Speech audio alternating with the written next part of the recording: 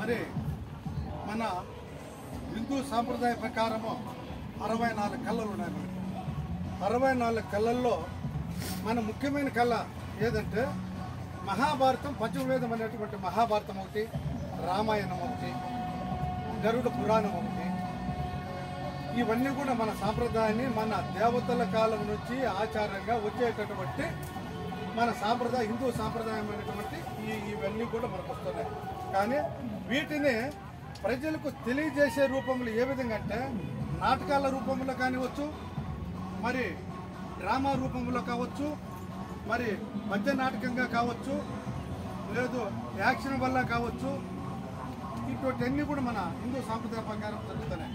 మనం అందరం కలిసి దాదాపు మన రాయలసీమ ప్రాంతంలో ఉన్నటువంటి కళాకారులందరూ కూడా మన బ్యాచ్ అంతా కూడా దాదాపు 470 మంది.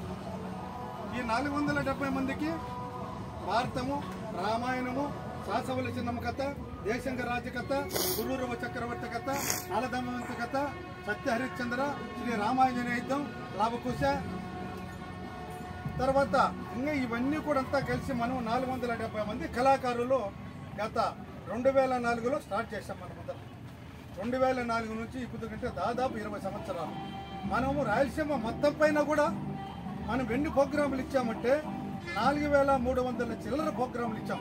ఎన్ని ఇచ్చాం మనము? 4300 చిల్లర ప్రోగ్రాములు ఇచ్చాం. ఎందుకో మన హిందూ సాంప్రదాయం ముందుకు వెళ్ళాలా, మన గుర్తింపు రావాలా, మన భారతదేశంలో ప్రపంచంలో ఒక శక్తివంతమైన, బలవంతమైన, నీతి నిజాయితీ అయినటువంటి ఒక దేశంగా నిలబడని ఆ కాలంలో భరతుని పేరే మన భారతదేశం పేరు పెట్టారు. కాబట్టి మనం అందరం కూడా ఇంకా రాబోయే రోజుల్లో కూడా మంచి నాటకాలు ఇచ్చి ప్రభుత్వం దగ్గర మంచి గుర్తింపు తీసుకొని రావాలి. మనమంతా కూడా ప్రజలకు మనం చేసే ప్రతి ఒక్క యాక్షన్, భీముడు కానీ, దుర్యోధనుడు కానీ, దుశ్శాసనుడు కానీ, నకులు కానీ, మళ్ళా కర్ణుడు కానీ, ద్రోణాచార్య, భీష్మాచార్య, కృపాచార్య, ఈ పాత్రలన్నీ కూడా మీరందరూ కూడా ప్రాణం పోస్తున్నారు.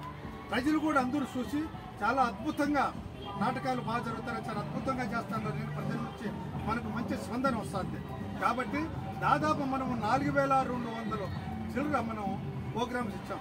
కాబట్టి మీరందరూ కూడా రెయ్యంతా మేలుకొని మన ఆలు బిడ్డలు ఇచ్చిపెట్టేసి, పెళ్ళాన్ని బిడ్డలా ఇచ్చిపెట్టేసి మనం ఊరూరుకు మనం చేస్తూ ఉంటాం.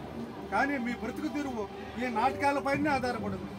కాబట్టి ప్రభుత్వం దృష్టికి మనమంతా తీసుకుపోయి మీకు ఒక ఐడెంటిటీ కార్డు, ఈ వయసైన కళాకారులకు వృద్ధాప్య పెన్షన్, తర్వాత కళాకారులకు సపరేట్గా ఒక పెన్షన్ ఏదో ఉండాలి, అది కూడా ప్రభుత్వం దృష్టికి తీసుకెళ్తాం.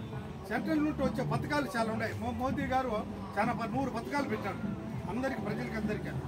కాబట్టి ఆ పథకాలు కూడా మీరందరూ అప్లై చేయండి. అప్లై చేసిన తర్వాత మనము ఈ నీరుగుట్టవారిపల్లిలో ఇది 19వ సంవత్సరం. మన నీరుగుట్టవారిపల్లిలో ఇది 19వ సంవత్సరం మహాభారతం అందరూ కళాకారులతో చాలా దిగ్విజయంగా జరుగుతుంది. కాబట్టి ఇక మీదట కూడా కళాకారులు మీరు ఏ ఊరికి పోయినా, ఎక్కడ పోయినా మంచి పేరు తేవాలని ఆశిస్తూ అందరికీ నమస్కరిస్తూ సెలవు తీసుకుంటున్నాను.